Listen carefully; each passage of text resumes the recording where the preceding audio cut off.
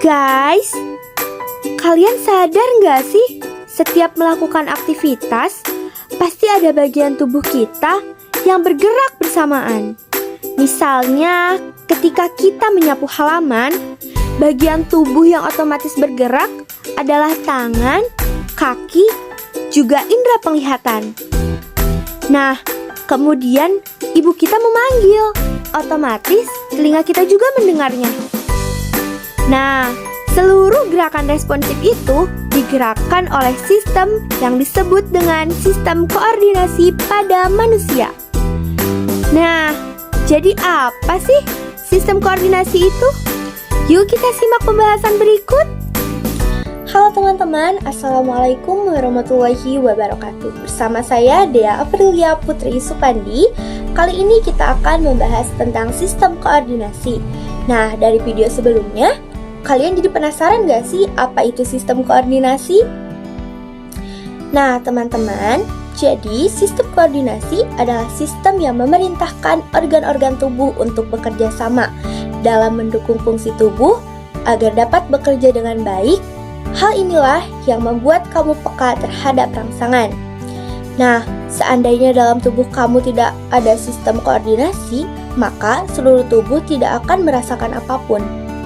Jadi, sistem koordinasi pada tubuh manusia terdiri dari sistem saraf, kemudian sistem alat indera, dan sistem endokrin atau sistem hormon. Nah, kenapa ketiganya termasuk ke dalam sistem koordinasi? Karena ketiganya termasuk dalam sistem regulasi atau pengaturan dalam tubuh manusia. Nah, teman-teman, yang pertama kita akan membahas tentang sistem saraf.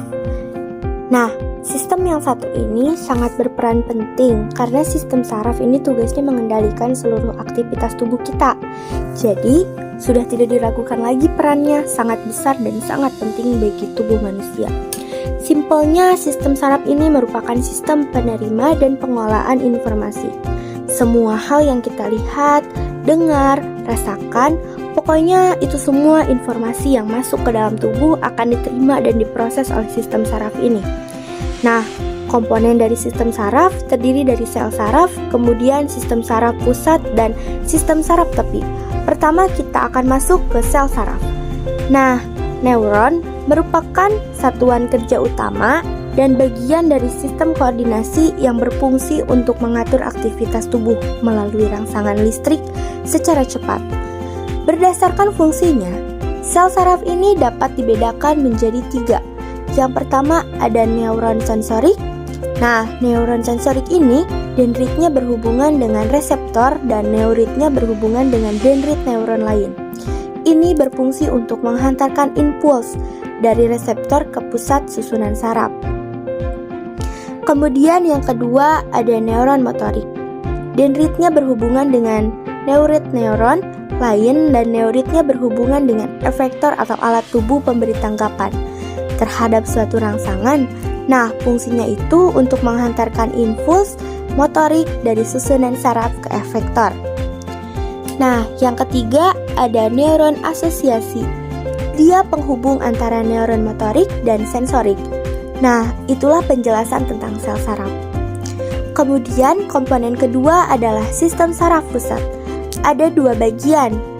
Yang pertama adalah otak dan sumsum tulang belakang. Yang pertama akan kita bahas yaitu otak. Teman-teman, otak adalah mesin pengendali utama dari segala fungsi tubuh. Seperti yang tadi disebutkan, di atas organ ini merupakan bagian dalam sistem saraf pusat manusia. Nah, jika saraf pusat merupakan pusat kontrol tubuh, maka otak ini adalah markas besarnya. Nah, jadi otak ini dibagi menjadi 4 bagian, yaitu yang pertama ada otak besar atau cerebrum, kemudian otak tengah, otak kecil, dan sumsum. Lanjutan. Nah, yang pertama mengenai otak besar. Otak besar merupakan bagian terbesar otak dengan permukaan berlipat-lipat. Nah, semakin banyak lipatannya, maka orang itu katanya semakin cerdas. Otak besar ini terdiri atas dua belahan, yang dimana dua belahan ini dihubungkan oleh sejumlah serabut saraf yang disebut corpus callosum. Nah, melalui serabut ini, impuls diteruskan dari satu belahan ke belahan yang lainnya. Selanjutnya ada otak tengah. Otak tengah terletak di depan otak kecil bagian tengah. Ini adalah lobus optimus yang berhubungan dengan gerak refleks mata. Nah, pada dasarnya, otak tengah ini terdapat badan sel saraf yang berfungsi untuk mengontrol gerakan dan kedudukan tubuh. Selanjutnya ada otak kecil. Dia terletak di depan sumsum lanjutan atau medula oblongata. Otak kecil merupakan pusat keseimbangan gerak dan koordinasi gerak otot, serta posisi tubuh. Nah, tepat di bawah otak kecil, ini dia terdapat jembatan Farol yang berfungsi untuk menghantarkan impuls otot-otot bagian kiri dan kanan tubuh. Juga menghubungkan antara otak besar dan otak kecil. Selanjutnya ada sumsum lanjutan atau medula oblongata, biasanya disebut juga sebagai batang otak, yang merupakan lanjutan otak yang menghubungkan otak dengan sumsum tulang belakang. Nah, fungsinya untuk mengatur denyut jantung, kemudian pelebaran dan penyempitan pembuluh darah. Lalu gerak menelan, bersin, bersendawa, batuk, dan muntah.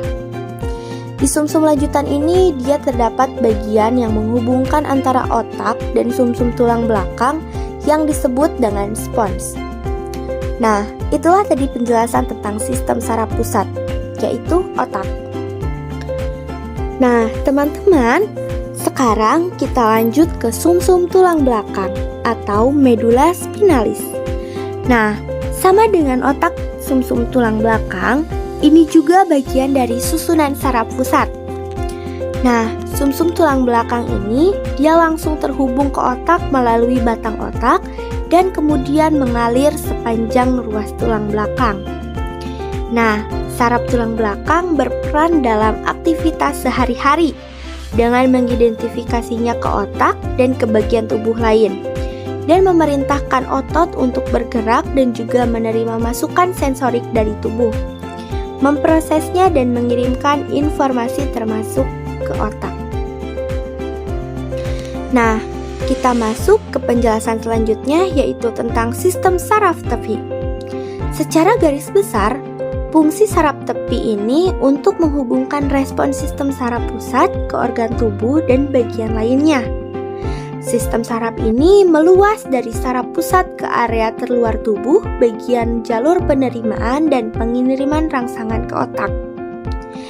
Jadi, sistem saraf tepi ini terdiri dari stoa, yaitu ada sistem saraf somatik dan otonim.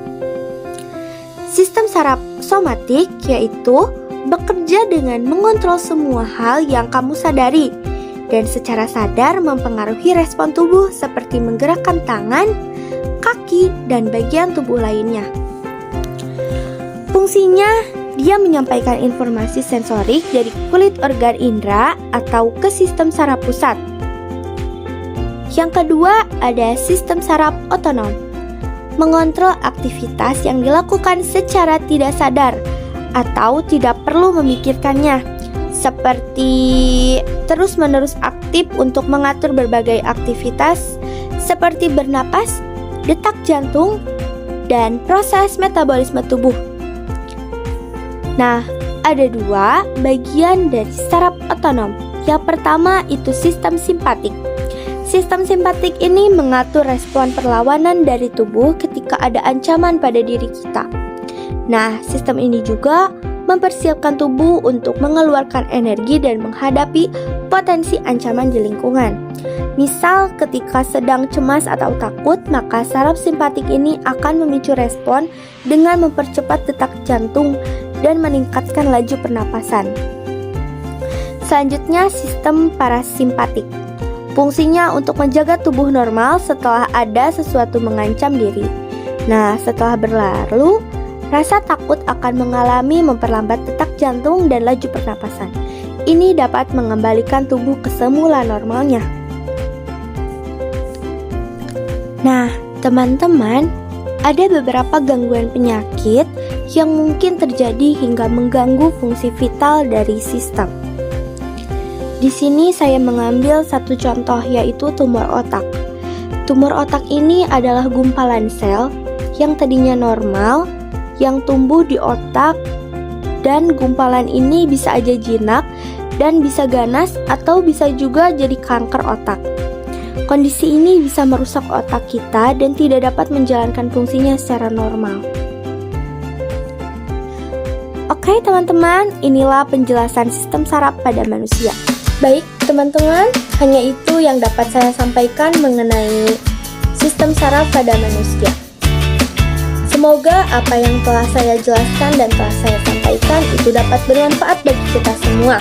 Terima kasih. Wassalamualaikum warahmatullahi wabarakatuh.